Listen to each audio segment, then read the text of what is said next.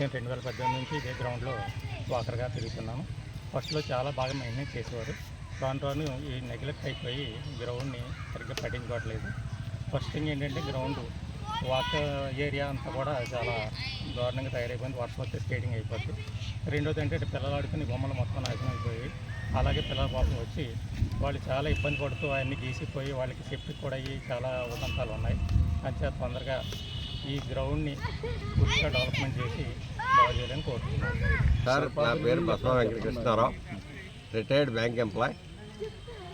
నేను గత 5 సంవత్సరాల నుంచి పార్కులో వాకింగ్ తిరుగుతున్నాం. కానీ ఇక్కడ ట్రాక్ అంతాను పాములు, పుట్టలు, చెదలతోటి నానా ఇదిగా ఉంది, అస్తవ్యస్తంగా ఉంది. అదేవిధంగా పిల్లలు ఆడుకోవడానికి కూడా ఏ విధమైనటువంటి సౌకర్యాలు లేవు. పూర్వం ఉండేవి, ఇవన్నీ ఒక శ్మశానంలో తయారైంది. దీన్ని మేము ఖండిస్తున్నాం. మీరు మా దగ్గర నుంచి పన్నుల రూపంలో విపరీతంగా వసూలు చేసుకుంటున్నారు, కానీ అభివృద్ధి విషయంలో శూన్యం, ఏమీ లేదు.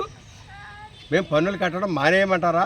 వాటర్ రావట్లేదు, ఇది లేదు, ఏ ఫెసిలిటీస్ లేవు. వాటర్ ట్యాంక్ ఎలా ఉంది? ఈ ట్యాంక్, వాటర్ ట్యాంకు, వాటర్ చెరువు, కుళాయి చెరువు అన్నీ సర్వనాశనం. డ్రింకింగ్ వాటర్ వరస్ట్గా ఉందండి. ఇవన్నీ మీరు చూసి కొంచెం ఇచ్చేస్తారని విన్నపించుకుంటున్నాం. బి శ్రీనివాస్ అండి. ఇక్కడ నేను 5 సంవత్సరాల నుంచి వాకర్గా తిరుగుతున్నాను. ఇక్కడ ఎన్నో అసాంఘిక కార్యకలాపాలు జరుగుతున్నాయి. ఎన్నిసార్లు కంప్లైంట్ ఇచ్చినా ఎవరు పట్టించుకోవట్లేదు. ఎన్నోసార్లు ఆఫీస్కి లెటర్ కూడా పెట్టాం. ఆల్రెడీ సంతకాలు పెట్టి ఒక 100 మంది కాగితాలు రాసిచ్చాం. కానీ ఇప్పటివరకు దాని మీద ఒక యాక్షన్ కూడా తీసుకోలేదు. అలాగే ఇక్కడి నుంచే మంచినీళ్ళు అందరికీ అమలాపురం సప్లై అవుతాయి. కానీ అమలాపురంలో సప్లై అయ్యే వాటర్ ట్యాంక్ చూస్తే మీకే అర్థమవుతుంది అది ఎంత అసహ్యంగా ఉంటుందో కూడా. దాన్ని క్లీన్ కూడా చేయట్లేదు, ఎవరు పట్టించుకోవట్లేదు. అదే మేము డ్రింకింగ్ వాటర్గా వాడతాం, అదే డ్రింకింగ్ వాటర్. అక్కడేమో ఆ ఫిల్టర్ల దగ్గర నీళ్లు కూడా అలాగే రోడ్డు మీదకి వచ్చేస్తున్నాయి, అది పట్టించుకోవట్లేదు. దీని గురించి కూడా కంప్లైంట్ ఇచ్చాం, కానీ ఈ రోజు వరకు కూడా దాని మీద ఎటువంటి యాక్షన్ లేదు.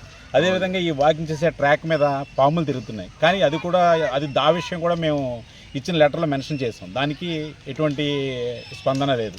అధికారులు వస్తున్నారు, చూస్తున్నారు, వెళ్తున్నారు, ఏమీ పట్టించుకోవట్లేదు. ఇది ఎప్పటి నుంచో జరుగుతుంది.